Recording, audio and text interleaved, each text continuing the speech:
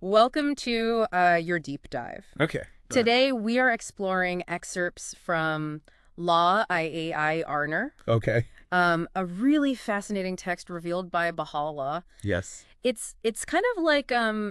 a letter sent from someone who's journeyed far-reached spiritual heights Right. and is now sharing these really profound insights Yeah. about the universe, God, even the very secrets of creation. Absolutely. Are you ready to delve into the symbolic language of the universe, touch upon Islamic esotericism, and even explore the ancient art of alchemy? Sure am. I am too.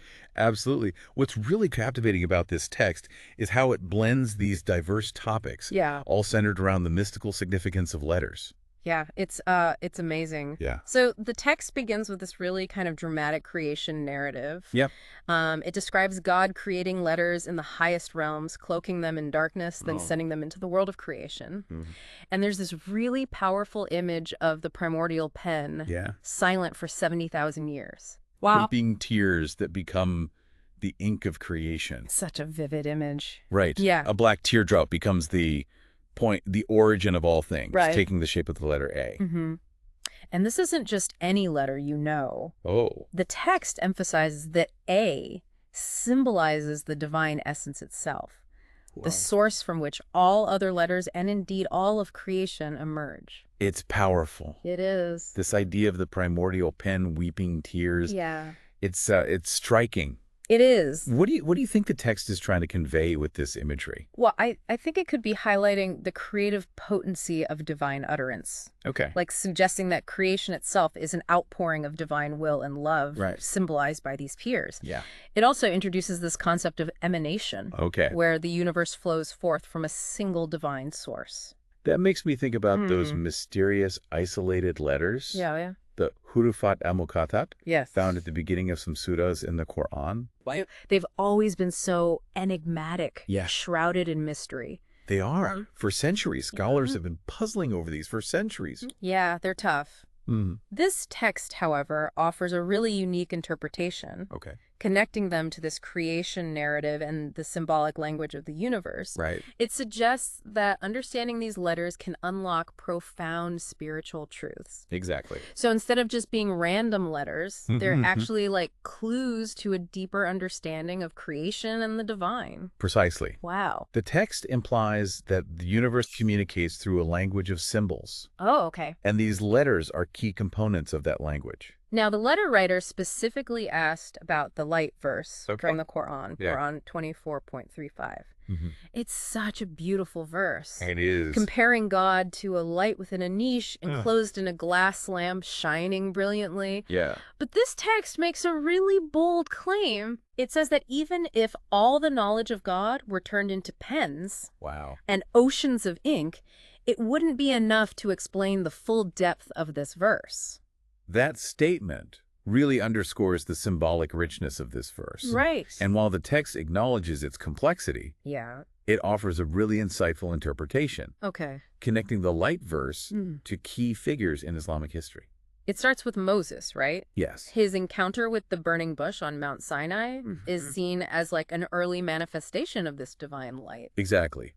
And the text then connects this light to Muhammad, Okay. describing his heart as the lamp, Okay. containing that divine illumination. Wow. But it goes even further, Okay. introducing the Bab, Okay. a central figure in the Babi faith hmm and a precursor to Baha'u'llah. I'm still grappling with this concept of the Bab. Yeah, Could you elaborate on his significance within this interpretation? sure. The text suggests that the Bab embodies a further manifestation of the divine light, fulfilling prophecies about a coming messianic figure. Okay. He's seen as the one who unveils the true meaning of the light verse, Okay. illuminating its deeper spiritual significance. Wow. Yeah, Powerful stuff. it is. Yeah. So we're seeing how this text layers historical figures and events onto the light verse, Right. revealing a deeper symbolic understanding. Yeah. But it doesn't stop there, does it? No, it doesn't. It also delves into the specific letters A, L, and M, Yes. which appear at the beginning of the second surah of the Quran. Right, the second surah. What's the significance of these letters? Well, these letters known as Alif, Lam, Mim, or Okay. another example of those intriguing isolated letters Right. we discussed earlier. Yes. The text provides a fascinating multi-layered interpretation, Mm-hmm. connecting them to both divine names and attributes, Okay. and the concept of divine oneness. Okay, break that down for me. Sure. How do these letters represent divine names and attributes? On one level, A stands for Allah, the divine name. Okay. L represents Wilaya, Okay. often translated as divine authority or custodianship. Mm-hmm. And M, of course, represents Muhammad's prophethood. So each letter acts like a symbol for a specific aspect of the divine. Yes, but there's an even deeper layer. Oh. The text suggests that these letters taken together Okay. also symbolize the very concept of divine oneness. That's interesting. What exactly does that mean? How can separate letters represent oneness? Think of A as representing the unity of God's essence, attributes, name, Okay. and even creation itself. Wow. It's like a single point encompassing the entirety of the divine. So it's not about dividing God into separate parts, but Yeah. understanding how it all comes together as one unified whole. Precisely. And the concept of wali is crucial here. Okay. The term wali can be translated as guardian, custodian, or even spiritual authority. Okay. The text connects wali to the divine authority, represented by the letter L. So if A represents this unified divine essence and L represents divine authority, Right. then Wali is like the conduit through which that authority flows into the world. That's a great way to put it. Okay. Wali helps us understand how this authority originates from the divine oneness, represented by A, Okay. and manifests in the physical world through figures like Muhammad, Right. represented by M. This is starting to feel like a cosmic jigsaw puzzle. Yeah, With yeah. all these pieces, the letters, the light verse, the historical figures, and this concept of Wali all fitting together to reveal a bigger picture. And the text argues that understanding these interconnected pieces, Okay. especially in relation to the Bab, Okay. is essential to truly grasping the unseen, mentioned in the light verse. This is all incredibly intricate and thought-provoking. It is. But now I'm wondering, where does alchemy fit into this complex picture? Yeah. The text makes a surprising shift, Yeah, it does. connecting these mystical letters and the concept of divine oneness to the ancient art of alchemy. That's one of the most fascinating aspects of this text. Yeah. Its ability to weave together these seemingly disparate threads, Right. revealing unexpected connections. Yeah. Remember, alchemy isn't just about transforming physical substances. Oh, right, right. It's also about spiritual transformation, refining one's inner self to achieve enlightenment. So is the text suggesting that there's a connection between the process of spiritual transformation Yes. and the creation narrative we discussed earlier? Yes. It links the letter A, Okay. that symbol of divine essence, to the snow white earth, Okay. a primordial substance and alchemical Yeah. symbolism Right. that's connected to the Philosopher's Stone. The Philosopher's Stone that legendary substance alchemists sought to create. Right. What's the significance of this connection? The Philosopher's Stone represents the culmination of the alchemical process. Okay. It's not just about turning lead into gold, Right. but achieving spiritual perfection. Mm-hmm. The text suggests that this snow white earth, connected to the letter A, represents our own primordial pure state of being, Okay. which we can refine through spiritual work Okay. to achieve a state of enlightenment. So instead of transmuting physical substances, Mm-hmm. we're actually working on transforming our inner selves. Precisely.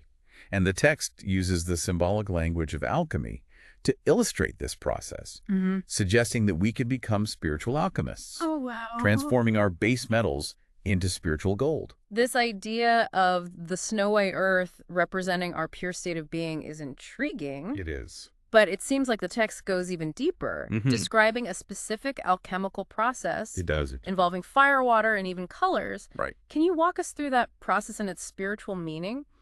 You mentioned the text describes a specific alchemical process. It does. What exactly does that involve? And how does it connect to this idea of inner transformation?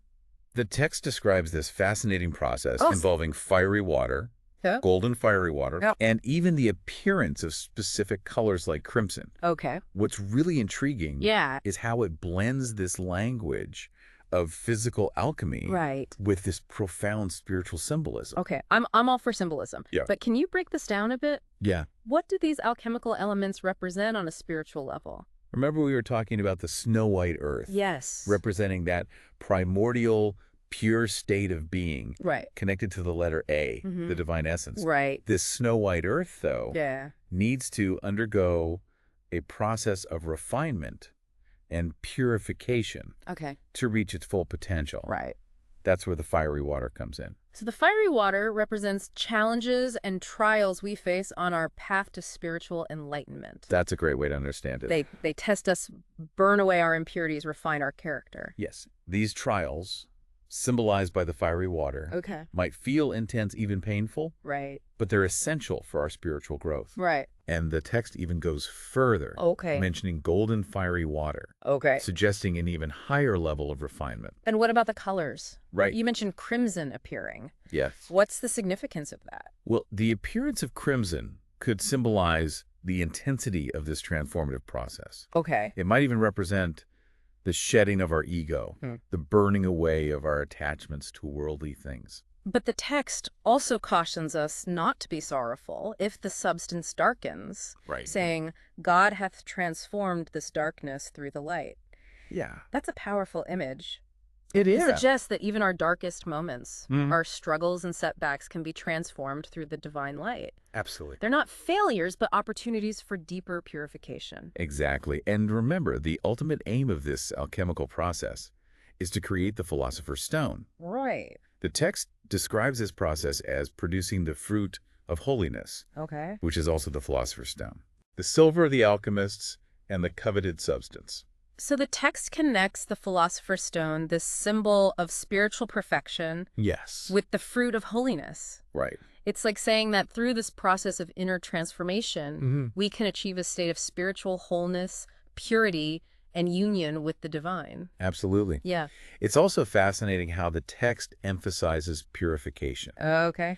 It says, strive thou to the utmost degree with respect to its purification, Wow. such that nothing shall remain therein of the darkness which is the existing impurity. So it's not just about passively going through trials, No. but actively engaging in the work of purification, refining our character, Yes. letting go of the impurities that hold us back from experiencing the divine light. And it connects this back to the water of life, Okay. emphasizing the importance of aligning ourselves with that which gives life, nourishes our souls, and Yeah. guides us on this spiritual journey. Wow, we've covered a lot of ground in this deep dive. Yeah. From the cosmic symphony of letters Right. to the light verse and its connection to key figures in Islamic history, Yes. to the concept of wali as a conduit for divine authority, and finally this alchemical process of inner transformation, Yeah. symbolized by the letter A and culminating in the fruit of holiness. It's remarkable how the text weaves together these diverse threads: It is. cosmology, theology, Islamic esotericism,